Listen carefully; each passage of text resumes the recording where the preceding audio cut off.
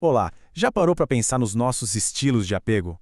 Hoje a gente vai explorar uma ideia que, olha, é bem surpreendente. Vamos falar sobre o apego ansioso.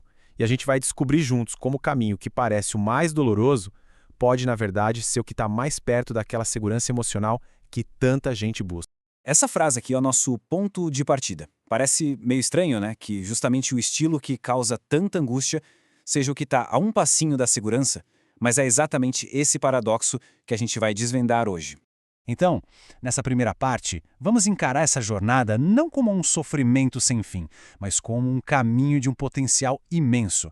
Aquela dor que se sente no apego ansioso, ela não é fraqueza não, ela é o verdadeiro motor para uma transformação profunda. E aí vem a grande pergunta: como é que algo que nos deixa em alerta constante, sentindo tanta insegurança, pode ser a porta de entrada para um relacionamento seguro? A chave para entender isso está na própria natureza dessa dor. E aqui está o pulo do gato, sabe? Diferente de outros estilos que tentam se afastar do problema, a pessoa com apego ansioso está ali, em contato direto com a dor. Existe uma sensação constante de que, opa, tem algo errado aqui. E essa consciência é o primeiro e mais fundamental passo para a cura. Agora, vamos dar uma olhadinha lá atrás, no passado, para entender de onde vêm esses padrões. Os estilos de apego inseguro, eles não surgem do nada, né? São como ecos da nossa infância, estratégias de sobrevivência que a gente aprendeu para lidar com o ambiente em que cresceu. O que une todos esses estilos de apego inseguro é essa base aqui. Seja evitando a conexão ou morrendo de medo de perdê-la, o pano de fundo é uma certa indisponibilidade emocional. E sem perceber, a gente acaba buscando recriar e, quem sabe, finalmente curar feridas antigas.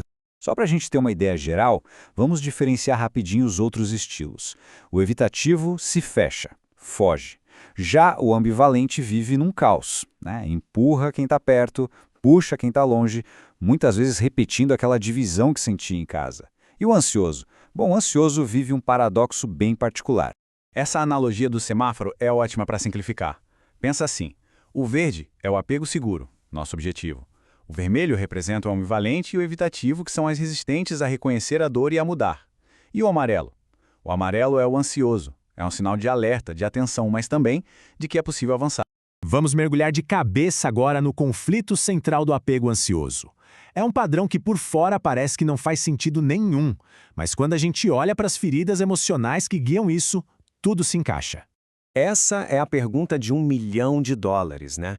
Por que alguém que deseja tanto conexão, segurança, atenção, acaba se sentindo atraído justamente por quem não pode ou não quer oferecer nada disso? A resposta está lá, no nosso inconsciente. A lógica interna não é encontrar amor, mas sim finalmente curar aquela ferida antiga. O cérebro tenta resolver o trauma do passado, recriando o mesmíssimo cenário, na esperança de que dessa vez o final seja diferente. Que a pessoa fechada, enfim, se abra. E aqui a gente vê essa incoerência na prática. A linguagem de amor principal é o tempo de qualidade, a presença, só que a atração acontece justamente por quem mora longe, por quem é fechado, por quem tem uma vida que impossibilita exatamente aquilo que mais se deseja. E essa citação, ela resume tudo. Aquela indisponibilidade que causa tanta dor é na verdade o que gerou a atração lá no comecinho. A familiaridade daquele sofrimento antigo acaba sendo confundida com o amor, ou com um desafio que precisa ser vencido. Ok, entender o problema e de onde ele veio é essencial, mas o mais importante é como é que se sai desse ciclo. A boa notícia é que existe um caminho claro sim, e ele começa com a decisão de parar de repetir o mesmo padrão. Esses aqui são os pilares. Primeiro, ter a clareza de dar nome ao padrão. Segundo, partir para a ação. Usar a dor não para se conformar, mas para mudar. E terceiro, a postura adulta. Sair daquele papel de vítima e se perguntar qual é a própria parte na situação e o que se pode fazer a respeito. Essa metáfora é muito poderosa. Buscar amor de quem é indisponível é como tentar matar a sede bebendo água do mar. Só piora o problema. A cura de verdade começa no momento em que se decide parar, mesmo que a sede pareça insuportável. Depois desses primeiros passos, o trabalho fica mais profundo. É preciso construir um relacionamento seguro consigo, aprender a gostar da própria companhia, a colocar limites, a não depender do olhar do outro para saber o próprio valor e, finalmente, curar aquelas feridas lá da infância que deram início a tudo. E tudo isso nos leva ao ponto de virada, a mudança de mentalidade que realmente transforma a jornada de quem tem apego ansioso. É uma pequena alteração, mas com um impacto gigantesco. O foco deixa de ser o outro e passa a ser interno.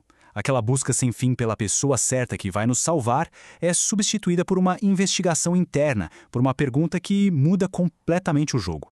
Essa aqui é a pergunta da impotência. Ela coloca todo o poder e toda a responsabilidade na mão do outro. A pessoa fica ali presa, esperando o outro mudar, o outro validar, o outro resolver a sua dor. A mudança é sutil, mas é profunda. Essa nova pergunta traz o poder de volta para casa. Ela força a gente a se olhar no espelho e a assumir a responsabilidade. O foco não é mais o comportamento do outro, e sim a nossa própria escolha de ficar numa situação que machuca. E quando essa pergunta vira o nosso guia, a mágica acontece. A carência desesperada se transforma em consciência dos próprios padrões. A ansiedade que antes paralisava vira um alarme para a gente colocar limites saudáveis. E a dor, em vez de ser só sofrimento, vira matéria-prima para a maturidade. No fim das contas, gente, o apego seguro não é sobre encontrar alguém perfeito. É sobre chegar a um lugar interno de saber sem nenhuma dúvida que se é uma pessoa completa e que merece amor, do jeitinho que se é. O amor deixa de ser um desafio para ser algo natural.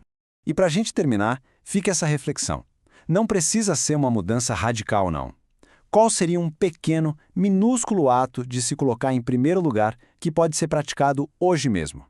É nessa escolha diária que o caminho para a segurança é construído.